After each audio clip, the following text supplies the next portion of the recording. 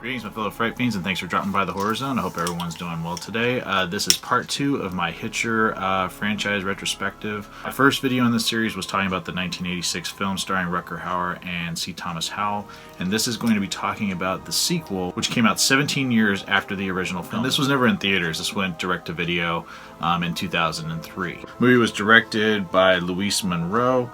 Written by Molly Meeker, Charles R. Meeker, and Leslie Sharf. The movie stars C. Thomas Howell as Jim Halsey. It stars Kari Wuhrer as Maggie and Jake Busey as Jack. But pretty much you're picking up with the Jim Halsey character. This is, of course, going on 2 decades after the events of the original. He's a police officer. At the beginning of the film, he stops this kidnapping. He ends up killing the suspect, claiming that the man had a gun on him. Because of this, he gets fired from his job. Again, he's still traumatized by his encounter with John Ryder. He still has a friendship with Captain Esteridge, who Jeffrey DeMunn played in the original film, but has been replaced by Stephen Hare in this film. So in this film, he's traveling to the same area where the first film took place to go visit his friend. His girlfriend Maggie has no idea that this has happened to him, that this traumatic experience has happened to him in his past. And what ends up happening is they end up encountering another mysterious stranger on the road. And in some ways, the film tries to instigate that this may be almost like the same character from the original film, just in a different form. So The Hitcher 2.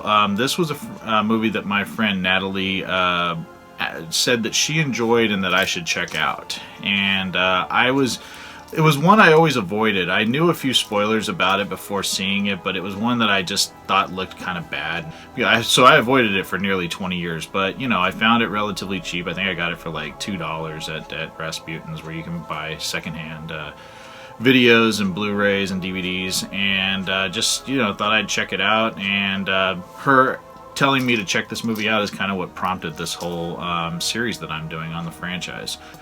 So watching The Hitcher 2, right off the bat, and something I mentioned in my first video in the series talking about C. Thomas Howell's acting, is that as he got older and he started taking on more adult roles, I just feel like his acting became less natural and more forced. And I love the character of Jim Halsey in the first film. In this film, he felt like a different person. And again, yes, he's older now, but I just didn't... The way that C. Thomas Howell portrayed the character in this film, I just really was having a hard time with it. There was just something about him that just felt off. He didn't feel natural in this film like he did in the original. And again, he's not someone that I've followed every film in his career, but, you know, having grown up in the 80s, I was familiar with a lot of the films that he did. And I just felt like he just didn't seem natural in this film at all. It just wasn't the same... the same level of performance that he gave in the original. Kari Wuhrer, I always sort of had a little crush on back in the 90s, especially when she was on the show Remote Control. I don't know if people remember that show from, late 80s, early 90s. It was on an MTV, and it was like a game show with her and Colin Quinn. And it was fun, and she was attractive. I've always thought redheads were attractive, so she was someone I was drawn to, but her acting has never been that great. She's done a few things that, she was in movies like Higher Learning, which she had a small part in. She was on 90210 for a couple of episodes. But there's some things in this film that happen where she ends up being the main focus of the film. They kill Jim Halsey like halfway through the film.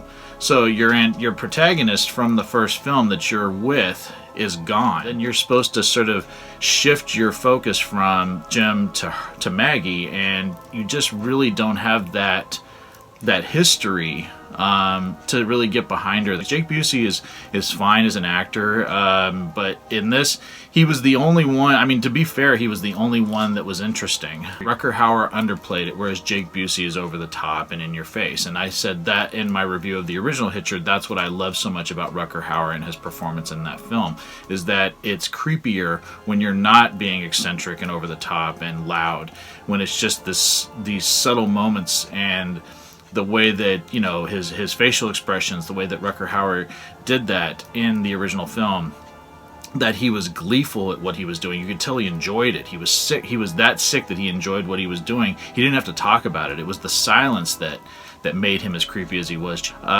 There's some cool. I mean, for a low budget film, there's a couple of cool shots because she owns a crop dusting business. So there's a few scenes in like a biplane and where she's taking on the Hitcher's truck. They sort of do like a game of chicken with the plane and the truck. That scene was kind of cool. And there is a callback to the shocking scene in the original film with Jennifer Jason Leigh tied behind the truck. They do it a little bit different here, and the impact is there's no impact to it at all. It's not even, I don't even know why they did it. It comes off very silly. Again, I don't really understand why this film exists, and Natalie, I know you said you enjoyed it. I don't absolutely despise it, but when you watch it back to back with the original, it feels just like a cash grab or just something that they made to capitalize on the Hitcher name. Not to say that the Hitcher was this huge global phenomenon, but you know, it was a very well-respected cult classic. And this film just comes off as a cheap imitation of it. It actually reuses some of the similar scenarios of the Hitcher trying to frame, this time Maggie, for the crimes that he is committing. So there's a lot of callbacks to the original, but the effect in this one is just not as great. And it just comes off as a cheap copy of the masterful '86 film. Like I said, Jake Busey was interesting because he hammed it up. But C. Thomas Howell was just completely wasted, and again, going back to his acting, he's just not really good in the film. And no disrespect again to Kari Wuhrer, but she wasn't a character I really cared about, and she wasn't one that I really just was invested in, like I was the Jim character, because of the history of the original Hitcher film. So if I had to give this movie a rating on my scale, I unfortunately will give the Hitcher 2 1.5 skulls.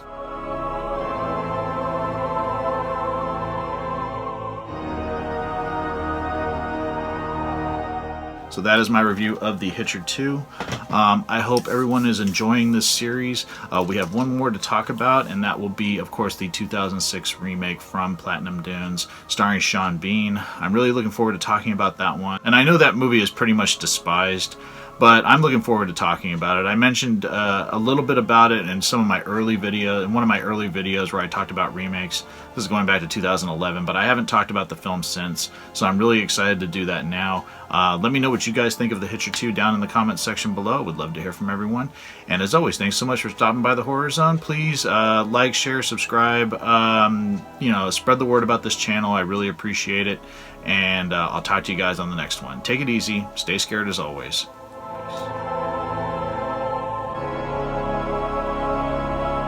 Thank everyone for taking this time to drop by the Horror Zone. It really means a lot to me that people are supporting what I do here. If you like this video, please hit the subscribe button down below. I upload videos at least once or twice a week. It would really mean a lot if people would spread the word about this channel. This is a passion of mine. I love the horror genre, and I'm really happy to share my love of it with all of you. So thanks so much again for checking it out, and I'll talk to you guys later. Take it easy. Peace.